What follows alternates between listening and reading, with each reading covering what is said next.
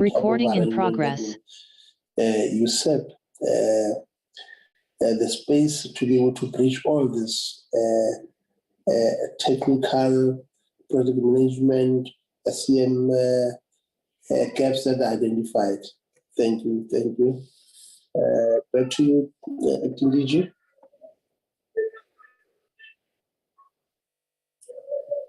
Thank you very much, Honorable Chair, and thank you very much to the members for the input, comments, as well as the questions. I will request Mr. Siddharth as well as Mr. Manamela to take the technical questions. Thank you.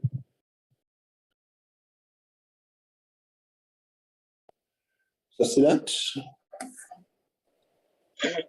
Thank you, Chair.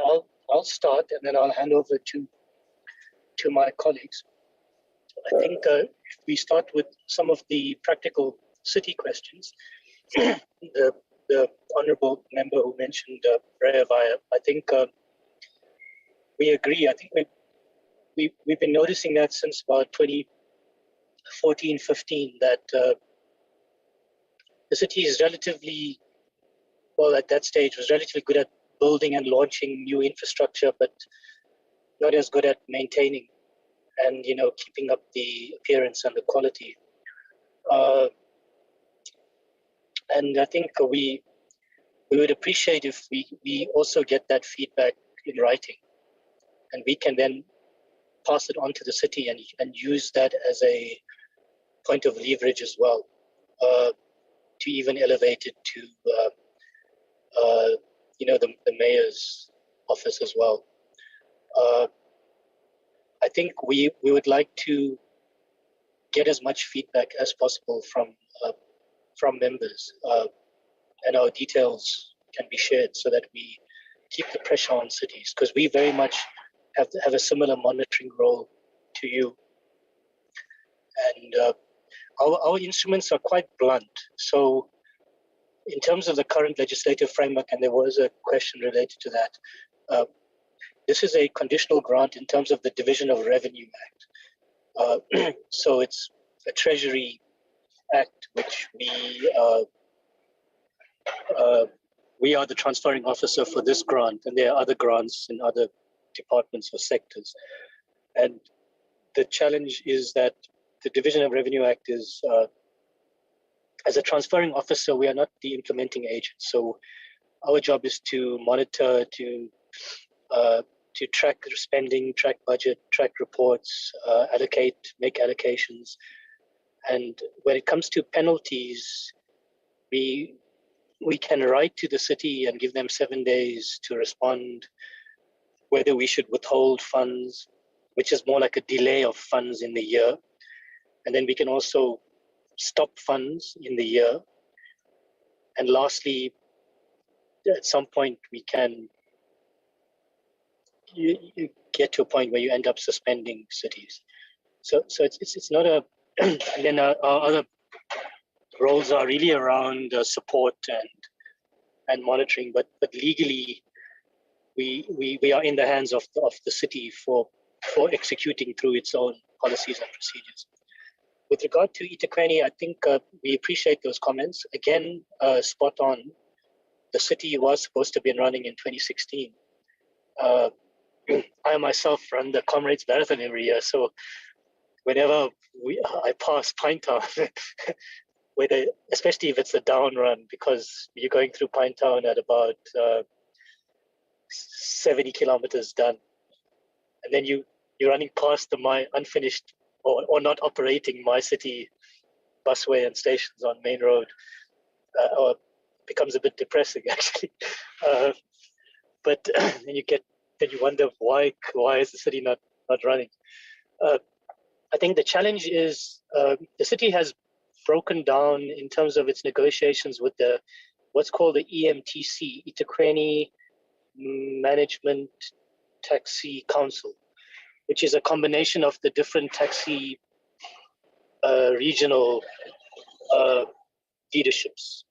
So they wanted to combine their taxi representation across different regions of the city like the inner west and outer west and those kinds of types of regions. But we recently met with the taxi industry just on a fact-finding mission, and we've picked up that we think there is room to work with that leadership and get operations running. The challenge is the city needs to compromise on that ownership of the buses, and I think my colleagues will reflect on that some more just when I bring them in. I think on the questions around Buffalo City, my colleague Malila will deal with that and the Libongo Letu in Nelson Mandela Bay.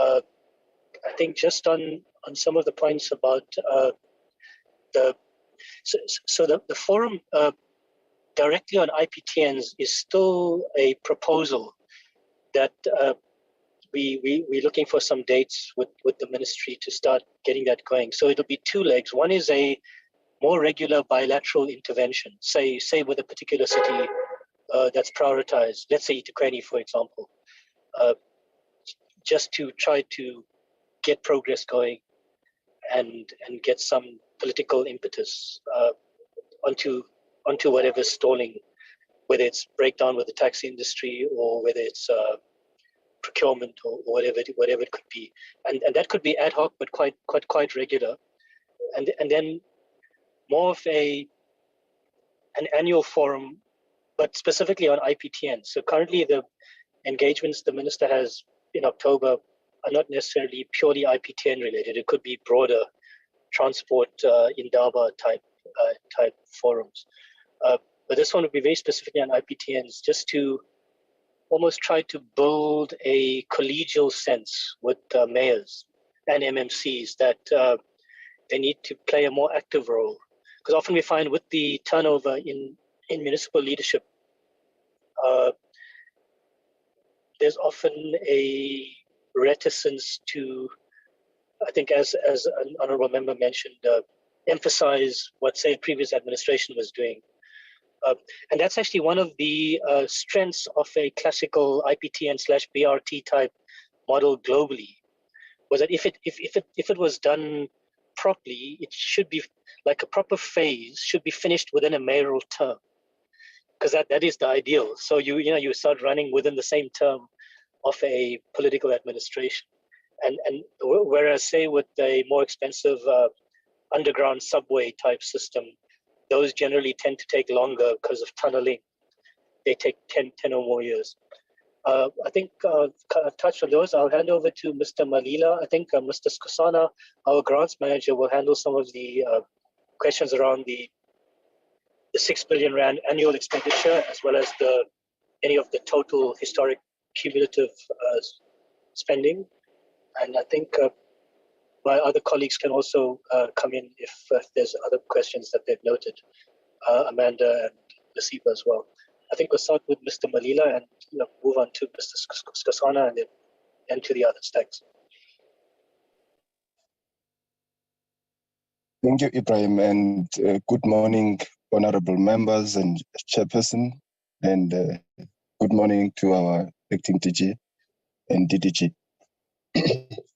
I think perhaps let me begin by indicating that there were interventions before. There were interventions in eThekwini. We went down with the previous ministers. The last one was Minister Leighton Zimande. And when we got there, the mayor and the city manager was not in a meeting. And, they couldn't attend, just highlighting. And we went to Msunduzi and we went to George with, I think, about 3 previous ministers, together with the current minister, to try to intervene. In Nelson Mandela Bay, even the president, I'm told that the previous or the former president went there and the issues around the IPTN were raised. So I'm just highlighting that the interventions that we are talking about now, some of them, they are not new. they were there, but we are of the view that, let's try to be proactive. Let's try to have this and standardize them such that when we go forward, we manage some of the issues, because there is a strong view that some of these issues are more political. Let me put it that way. Where there is political instability, the program is not moving. You go to NMB, we all know that the political stability there for the past 5 or 6 years has been, unprecedented, if I can put it that way. And every time when there is new political leadership, they change the program heads. If there is a person who has been driving the program, when there is new political leaders, that person is going to be moved, or that person is going to be suspended. When then, let's say there's a new collision, I'm just in Nelson Mandela Bay now, when there is a new collision, the person who was, suspended by the previous administration, that person will be brought back. So that kind of arrangements, and you can, pin down that there is corrupt activity there because you don't have proof or you don't have anything. But that, if it can be dealt with and we make sure that on regular basis, the minister and the mayors, whoever was the mayor there, they remind each other that the previous mayor committed on this and we are not going to change. So we are trying to get into that space. It's not an easy space, to be honest. It's difficult to make sure that the first thing that we must do, let's have a foundation, let's have a stability so that the program can run. Before we even talk about the supply chain challenges that we have observed, but the political stability and administrative stability is a challenge. If you go to Nelson Mandela Bay, for the past 4 years, I doubt that there's been any a city manager there or the CFO. Those are the challenges that have a negative impact on service delivery as a whole. If you go down there, you'll see that the whole service delivery is being challenged. So I'm just flagging these issues, that the IPTN is not immune to the challenges that are happening at a city level as we speak. So there were challenges, there were interventions, but we are of the view that perhaps the ministerial intervention should be standardized, and I'll accept as well the suggestion that in those engagements we have to bring certain key stakeholders so that we know that when we move out of that room, or when we move out of that bilateral or that quarterly meeting that we'll have with the minister, there is a progress. Everyone is committed to run the program. So let's hope that is going to be achieved. So the other question, before I zoom into the cities, Ibrahim, that you directed me to, is the issue of capacity. This issue has been raised, and we have raised as well, but it's also linked to the political stability that I was talking about. For instance, in one city, in Msunduzi, for instance, there were so many people who were leading the program. A person will come and then you sit down, you will take him through for a year or so, and then the following time, when you get there, that person is no longer there. And that person is an engineer, for instance, and is got the necessary qualification, and then the person is no longer there. Is being suspended or fired. When you ask about that, you will be reminded that that is not your space as national government. This is the relationship between employer and employee. So there are those challenges. I remember one time in Nelson Mandela Bay, we had to write a letter when a person was taken from one section dealing with communication to come and lead the program. We said it can't be correct.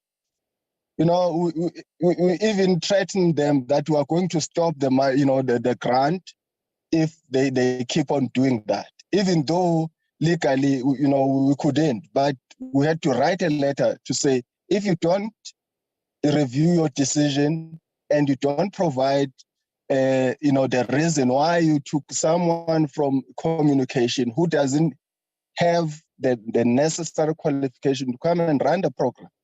And eventually that decision was reversed. So there are those things whereby you find that they do have capacity, but that capacity is being removed. A person who's qualified is being taken to a different position, and is being removed from the leadership position, for instance.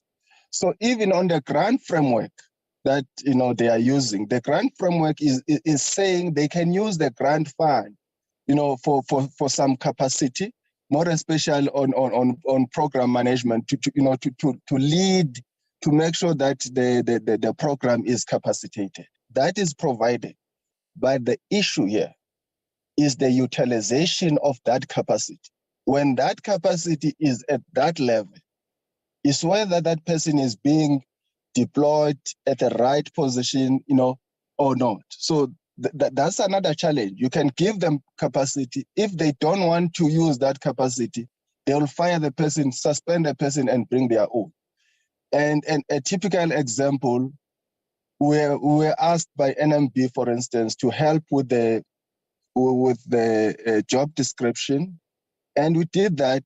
But when we were saying, can we observe in your interview process to check whether you are interviewing people with the right skills, we're told, no, back off, that's not your space. So, and we understand that is not our space.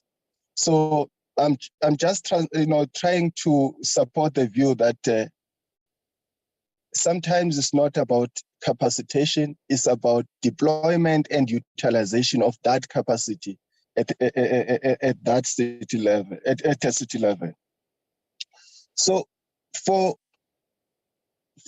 Buffalo City, the main reason for suspension, it was more on the delay and their focus. They were focusing more on Kumza Highway, and they were taking time to engage the industry and to review their plan. Eventually, their plan was reviewed late, and at one stage, Buffalo City was mothballed, or was partially suspended from the grant for a year because there were some legal challenges with their service providers and so on and so forth.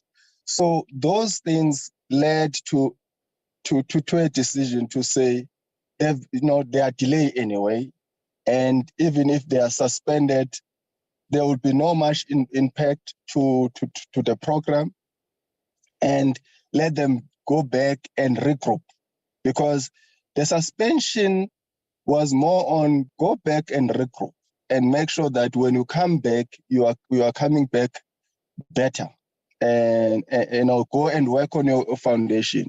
For instance, on the 3 suspended cities, honorable members, you'll find that out of the 3, there's one city that has been knocking in our door. There's one city that wrote to the DG and the minister and trying to call for help from DOT in terms of their readiness for this. It's only Msunduzi. The other cities, Mbombela and Buffalo City, they are quiet. Besides that, Mbombela requested money. But in terms of saying, this is the level we are in terms of our preparedness for resubmission, for readmission to the grant and so on and so forth, have been very quiet. And that is worrying as well. Because if you are suspended because of certain reasons, you come, you submit, and you try to show that I'm ready. I want to be resubmitted to the program. So Buffalo City has been quiet. And I know that there was a meeting with a city support program from National Treasury, and they said that they are going to engage with DOT. We are still waiting for that engagement. But the main issue was delays and some procurement challenges that they experienced. So with the Nelson Mandela Bay, if you can ask me now and say which city can you recommend for suspension if the suspension was there, I was going to say Nelson Mandela Bay should be one of them because of the issues there. Like I indicated that at one stage, Deputy President was there, from Ben Martins as a Minister of Transport. He went there, to try to intervene because of all the shenanigans. And if we read papers, you are in Nelson Mandela Bay, you'll recall that there are so many people who were charged because of corruption, around the IPTS.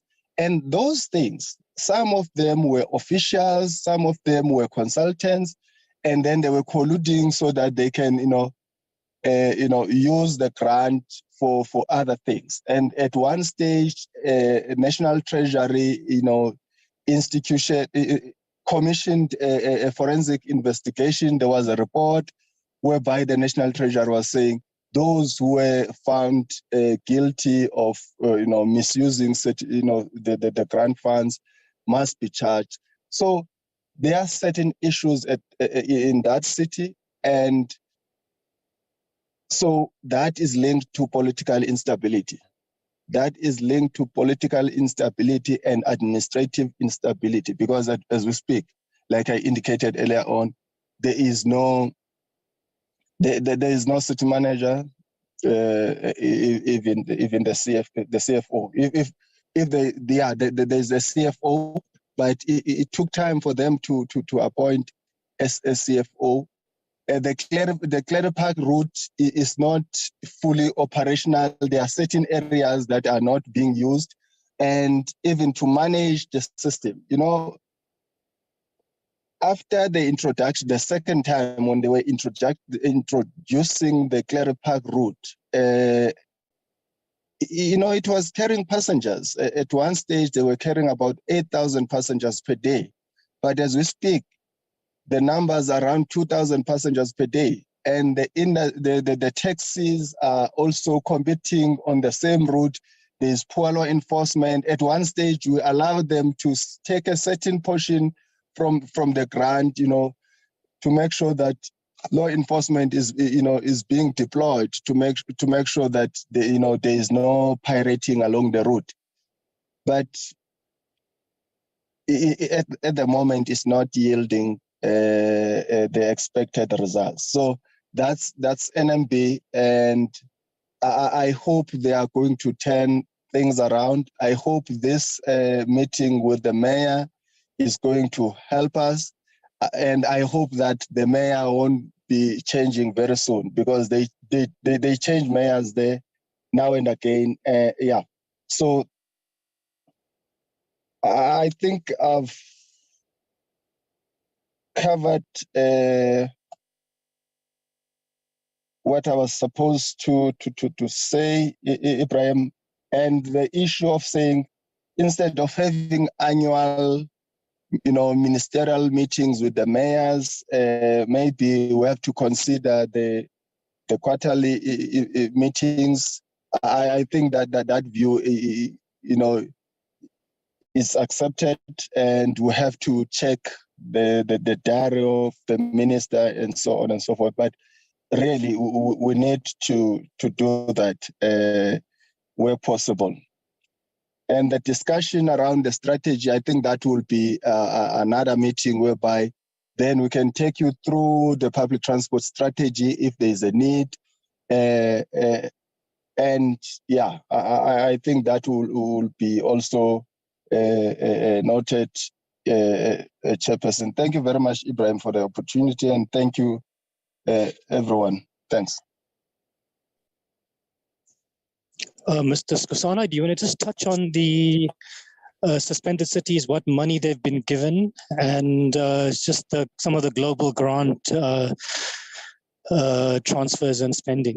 And then we'll hand over back to the chairperson. Good day, members of the committee, stakeholders within the public transport environment, my colleagues at transport. Yes, my name is Eric Skosana from DOT. Just on the suspended cities, just to articulate further what my colleague Bonile was talking to.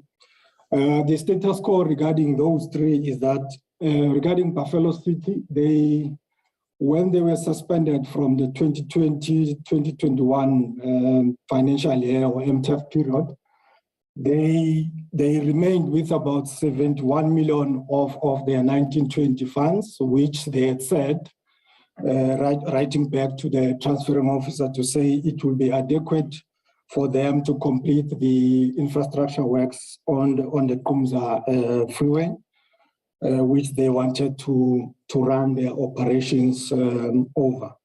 And regarding Sunduzi, for Buffalo City, that still remains the status quo. They are reporting on a quarterly basis on their performance on those infrastructure works. Coming to Sunduzi, they indicated from the first day of their suspension, 2020-21, that they've got a commitments bill, because that was the commitment that was made by National to say we wouldn't be leaving the cities as they are to fend for themselves, but funds will be made available for them to wind down their multi-year contracts, because that's their nature. They transcend a number of years. So Msunduzi got about 134 million in the 2020-21 financial year.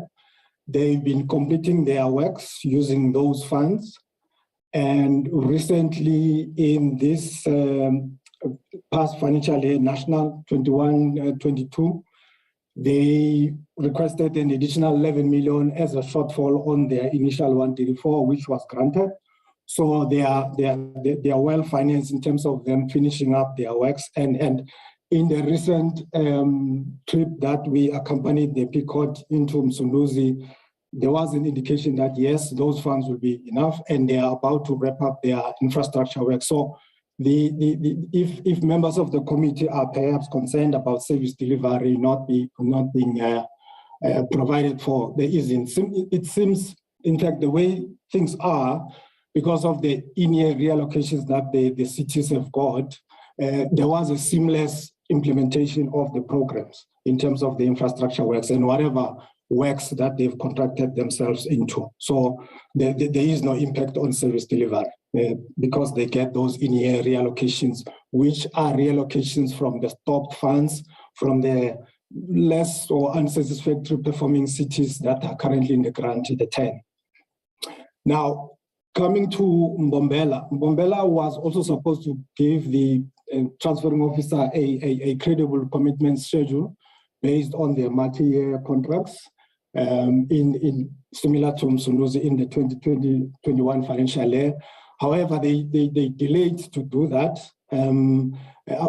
But in anticipation, the transferring officer advanced 20 million together with the approval of the National Treasury in 2020-21 in anticipation of the receipt of the commitment schedule. They still took time to provide that commitment schedule. Subsequently, in March, end of the national financial year, this past March, they eventually provided a commitment schedule which amounted to 198 million, which was provided to the city based on the reallocations from those less performing cities. For instance, Joburg and Nelson Mandela Bay were the two from which funds were reallocated. However, the one concern that the transferring officer has got with the city, Mbombela, is that the city is unfortunately uncooperating in terms of providing the required reporting in line with the grant framework to provide the monthly reports on the initial 20 million, which was advanced way back in 2021, and on the recent reallocation of 198 million. Now, somebody may ask that, but then why is the city not cooperating? I mean, you just get a sense that this is the lethargy that these cities have got in terms of the program, the inefficiencies that are in their systems to ensure that they comply with the requirements of the program. Hence, that's one of the reasons why the city was suspended. Now, in terms of as an avenue to mitigate that, naturally, because the 198 million came in March, which is about 3 months before the end of the city's financial year, the city will have to come back to national and say to Treasury and the DOT to say, we request a rollover of the funds that you just gave us in March. So the transferring officer will then have to use some stick approach and say, the recommendation for that rollover will be based on you bringing up your reporting up to date, so that then we can get a sense as to where their problem is. So that the TO will then use that leverage as a way to get the city back on track and comply with the reporting. Regarding the issue of the question around the spend, to date, in terms of our records, from 2008-9 to 2021-22 up to February, we recorded 51.8 billion spent on the program from allocations of about 71.3 billion. But that is in terms of the record that we keep as cities submit monthly reports to the transferring officer. There was a question around corruption or corrupt practices discovered to date. As the transferring officer, there is no record of corruption discovered to date, simply because of the manner in which the grant is transferred and managed. The transferring officer transfers the whole 100% allocation to a receiving officer, that is the municipality. And the municipality, therefore, has got the responsibility in terms of the Constitution, the Municipal Finance Management Act, all the other legislation and regulations around proper management of the government resources, including finances, to record, report, and prudently apply the use of those funds. Hence, there are municipal councils which are governance structures that have to oversee the administration of the municipality, such that if there are such inefficiencies, then there's that oversight over them. One is therefore expecting, the Constitution expects that structure will then have to play its proper role and oversee what is happening in terms of the use of the resources, in terms of the public representatives that are deployed in those municipalities. So just in short, to date, there's no record, except to say the transferring officer has over time noticed the inefficiencies in terms of the prices or what seemingly is inflated contracts in the program. But still, that is the terrain of the supply chain management of the municipality as an independent sphere of government, because until some justification which could come from a secondary audit, which maybe from a public audit act, the transferring officer asking the Auditor General to go back and relook at specific issues around maybe the efficiencies or the not so prudent use of the resources or wastage or inflated prices, that can then be discovered. However, as it is in terms of our normal functional work, it will seemingly be an overreach as far as my little knowledge is concerned to then start asking out of nowhere that I think there's corruption. The other issue was on the SCM and contractual management inefficiencies. That's still, and that's the space again for the municipality to manage. And it is taken for granted that they understand they understand their role and responsibilities in line with the prescripts within which or by which they operate. The auditing issue as well is still the Auditor General goes into audit just like the AG audits the national and provincial governments. And if ever there's any discoveries out there, the Auditor General can make those unless there's a subsequent request for a secondary audit because of some evidence of another sort to then dig deeper and see whether there was any inefficiencies or financial mismanagement.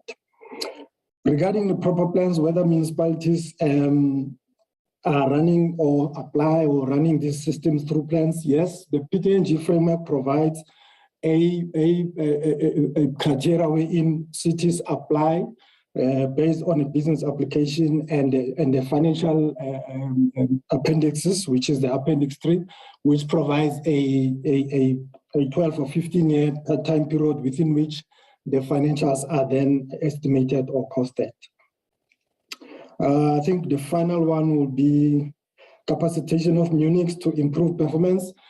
Just like as my colleague Ibra has indicated, there is an attempt, there is funding available through which a capacity will be deployed to the municipalities depending on their severity of need in order to make sure that capacity is improved and the management of the program is jacked up. Yeah, thank you very much.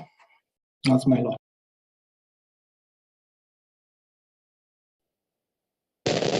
If anyone else who wants to add, we'll hand back to you.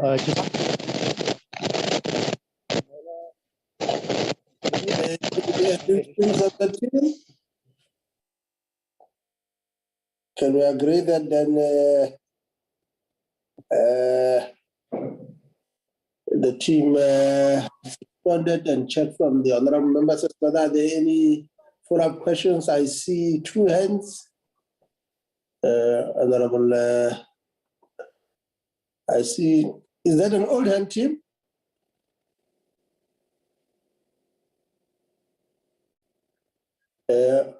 Honorable High, is that an old hand? It's a follow-up, Chair. Okay, Chair, then the floor is yours. No, I just want to check. There's something that says that the minister has requested a forensic report on the IPTN related project.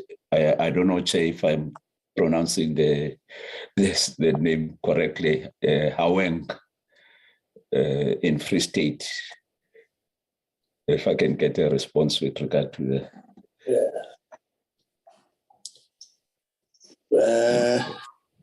Yes, see that? Yes, Chair, I will respond. Okay. Chair, I just wanted maybe, now that I've got an opportunity, I wanted to reassure the members that as long as we are a transferring department, not only for this grant, but with other grants like your PRMG, we have taken an approach as a department that we want to play an active role in making sure that the money is spent on the projects that the project were designed to assist South Africa. We are also building the capacity within the roads branch to make sure that we've got professional officials to actually do the auditing of the work that the spheres of government that claim to have done on behalf of the department, and to make sure that that work has been done properly in a manner that conforms with the standards that are required, norms and standards. I think we have taken that approach. Indeed, Chair, Minister has taken a decision to institute a forensic investigation in Mangaung on the project of IPTN. We realize that, Chair, that municipality had spent more than 500 million rand on professional services, and there's nothing to show for it. I've written to Treasury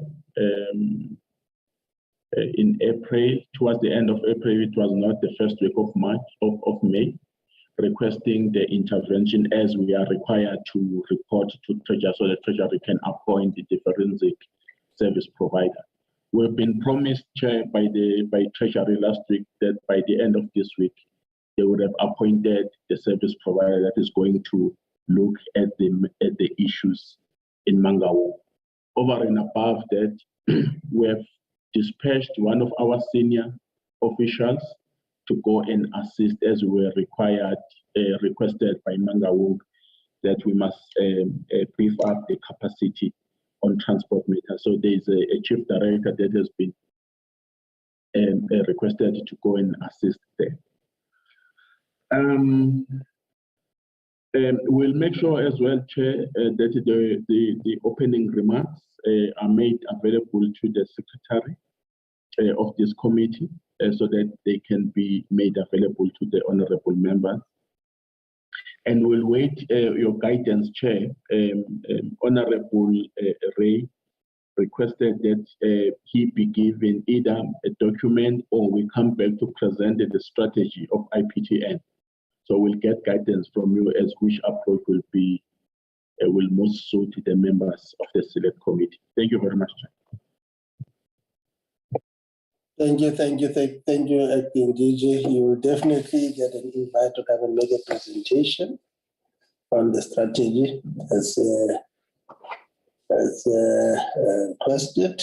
But let me take this opportunity to indeed express our appreciation from your team, Acting DG, for the presentation made in terms of progress recorded thus far on the integrated public transport network. We really appreciate it.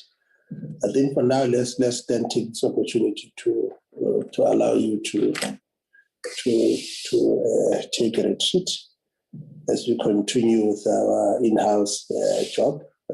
Thank you, Acting DG and the team. Thank you, Chair.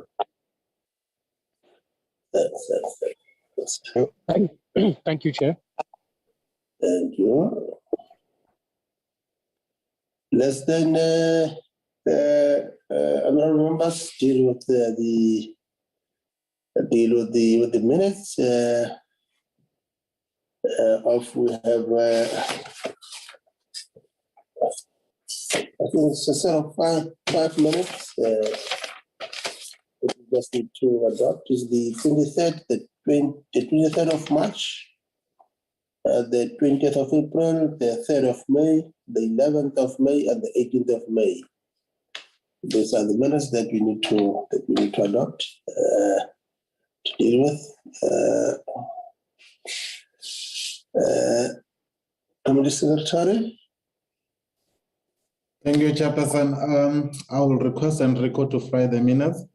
All right, Enrico, these are the minutes of the 23rd of March.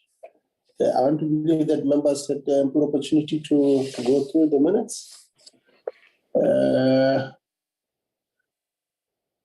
Just check the names. Okay, the attendance. Are we happy with the attendance? Let's go down.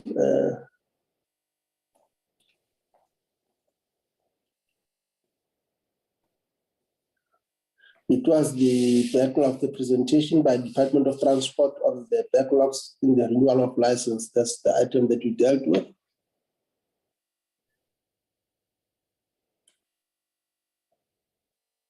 I think on that's on 4.2. Yeah, an explanation was sought on the steps being taken to move, I suspect there, to migrate the driver's license. Let's just add taken to move. Let's add to move. Taken to move. 4.2. Did you note it, Kliber? Yes, Chair. And then 4.3, I think 4.3 also, let's just check, that was on the weather, let's remove that there. That was sort on whether the budget was, let's just delete there on the weather. Can you see 4.3? That was sort on weather. So we will just delete there. But any other corrections that members have noted on this set of minutes?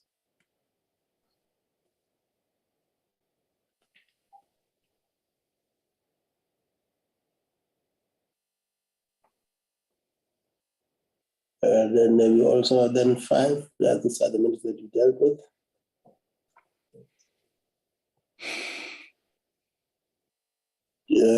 In the absence of any correction, can we then, in the absence of any further correction, can we then get a move for the adoption of the minutes? I move for the adoption, Chair. Thank you, Honorable Khai, for moving. Can we get a seconder? Seconded, Chairperson. Thank you, Honorable Dango. The minutes as hereby duly adopted. Let's then move to the minutes of the 20th of April.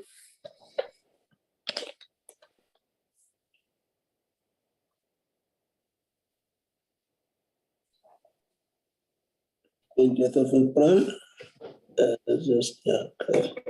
those are the members that attended and the guests that you had in attendance. Any correction there, honorable members?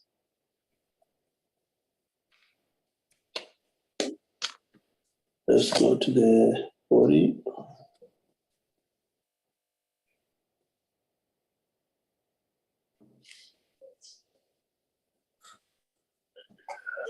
I think under 4.3, that's that 4.3. The committee noted with concern the department, the 2% projection. I think there's something wrong with that sentence construction. The committee noted with concern that the department's 2% projection in relation, and let us probably add a half of that, the department's 2% projections in relation to the employment of people living with disabilities. Yeah. You got it, Kipega? Just Yes, add that. Yes. All right.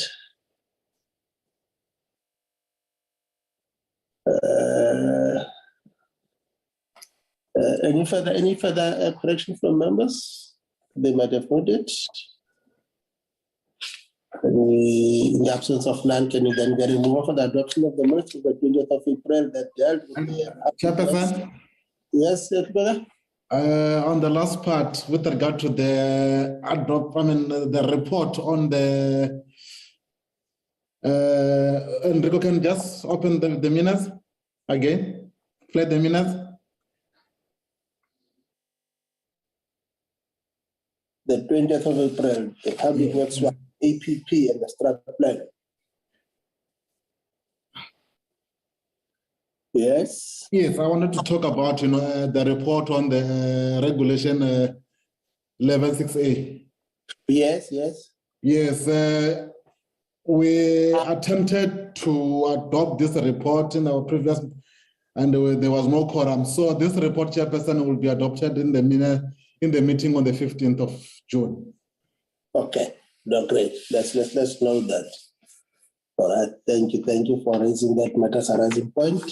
Thanks, brother. Can we then get a move for the adoption of the minutes, honorable members? Thank you, Honorable Chairperson. Honorable Mushodi, move for adoption of the minutes. Thank you, Honorable Mushodi, for moving. Can you get a second there? A second, Chair, but there's a line that talks about the report that was going to be sent to the committee secretary. If you can just confirm if that has happened. I think it's on the hotline, anti-corruption hotline. Yeah, okay, hotline anti-corruption. Did you receive anything there? No, Chairperson, didn't receive anything. Okay, can we agree that you will also remind them that Yes. that they owe their committee that report? Thanks, Honorable High, for bringing that to our attention. The minutes of the 3rd of May, was transport on APP and also road accident fund.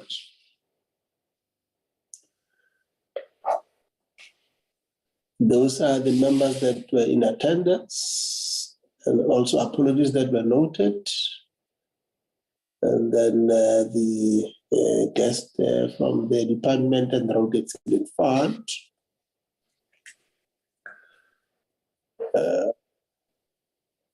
And then those were the issues that were raised from the presentation. We started with the ref. Those were the engagements that were raised by members in relation to their presentation. And then the briefing by the Department of Transport. And then the meeting was adjourned. When we move in the absence of any correction.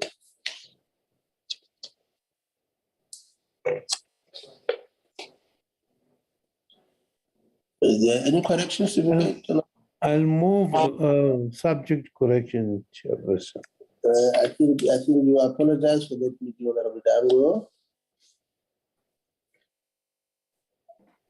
Thought that Honorable Brad said can assist us here because when this meeting took place, we were at the travel in Daba. We said at some difficulty connecting and all that. They were following the meeting. Maybe I don't know if he's around. Because I saw he's in the political party gear. Maybe he's in the march. Maybe he's in Tongat. Can you just check if he's around? But if I may comment, Chair. Yes. If I may comment, Chair. Yes, Honorable Marshall. I'm sorry, he's just know that he's on a very urgent phone call, so he is not able to assist us. Okay. All right. So, can you just I'm also on a call, but if you need me, I just quickly drop the call on the other side. All right. We need a mover for the adoption, Honorable Lord. I can do that, Chair. Thank you, Honorable Lord, for moving. Can you get a second there? We ask you, Chair, to second. I do second. I move to second. Because honestly, myself and Honorable Musodi and Honorable Osho, we couldn't really, the environment couldn't allow us to be focused, 100%. Yeah. I remember. Therefore, the minutes are duly adopted. Can we then move to the minutes of the 11th of May? It was Public Service Administration's APP and Strat Plan.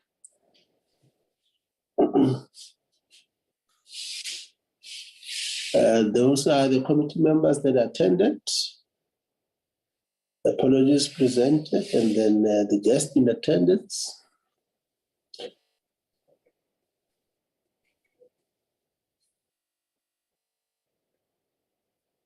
It was the Public Service Administration and its entities. The clarification that was given and committee members engaging.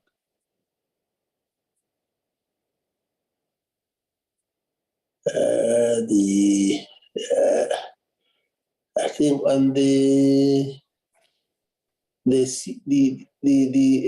department and its entities did respond to the 4.7 item due to time constraints. The DPC could not respond to all the questions raised and was requested to provide a detailed written response in 7 working days. So I can confirm that we received it. I want to believe that Those responses were circulated, Committee Secretary? Yes, they were, Chair. Thank you, thank you. Can You we then also confirm, and also would like to move for the confirmation of the minutes. Thank you, Honorable High, for moving. Can we get a seconder?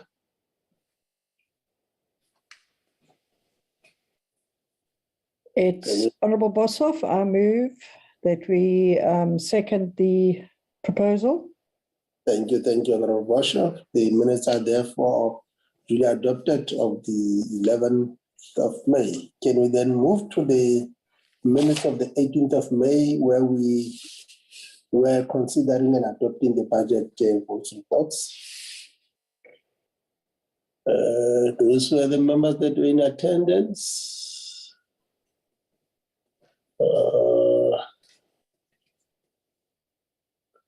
Those were the members. Then let's just check. This is clarification that was given by Advocate Jenkins at the beginning of the considerations. It was specifically on the issue of the Public Service Commission. And then the reports were to be adopted.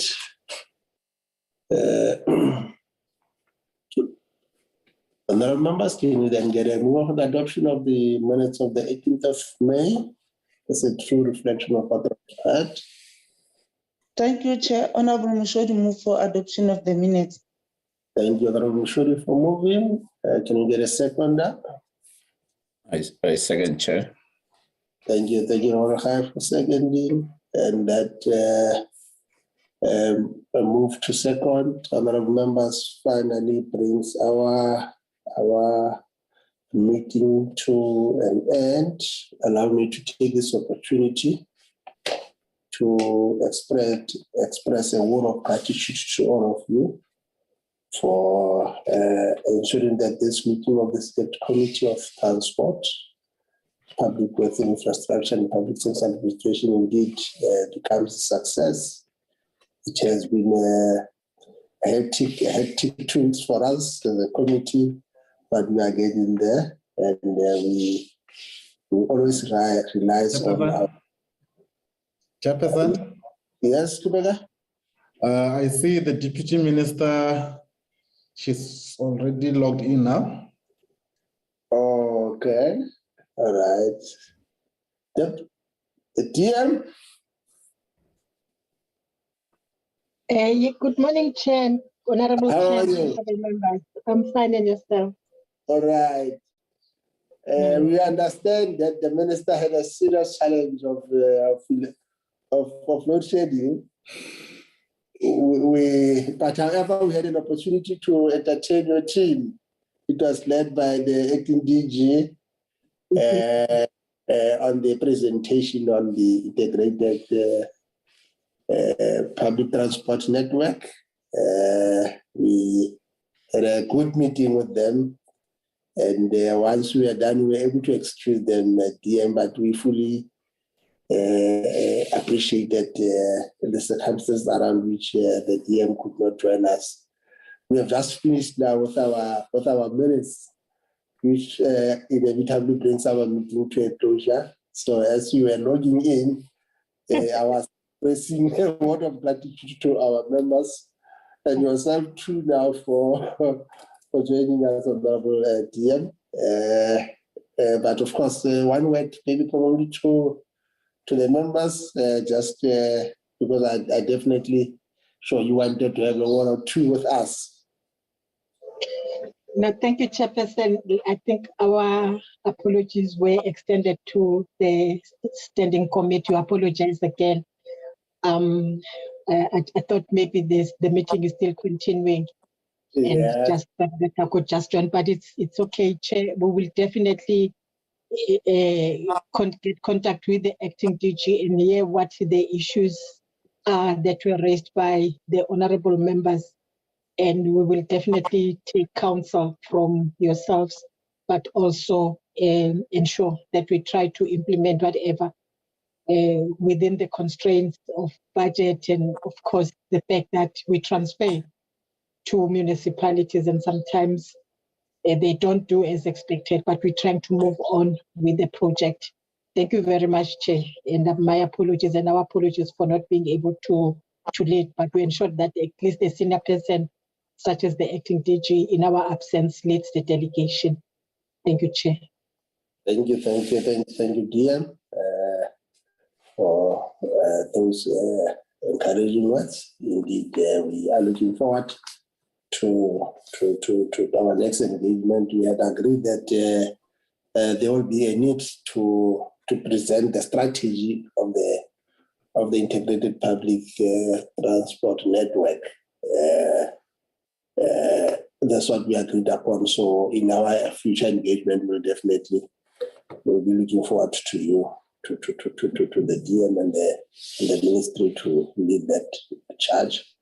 But of course, let me again just extend a word of gratitude to all our members for making this meeting a success. We have a long day. It's budget rules. Let's retreat for now and prepare ourselves for 2 o'clock plenary session. Thank you, honorable members. The meeting is there. Chairperson, maybe before the members log out. No, Chairperson, maybe at least you would like to inform members about, the letter you received from the Office of the Chief Whip in relation to the added department. Oh, yes, that is a very important matter. Members, we have our scope has expanded now.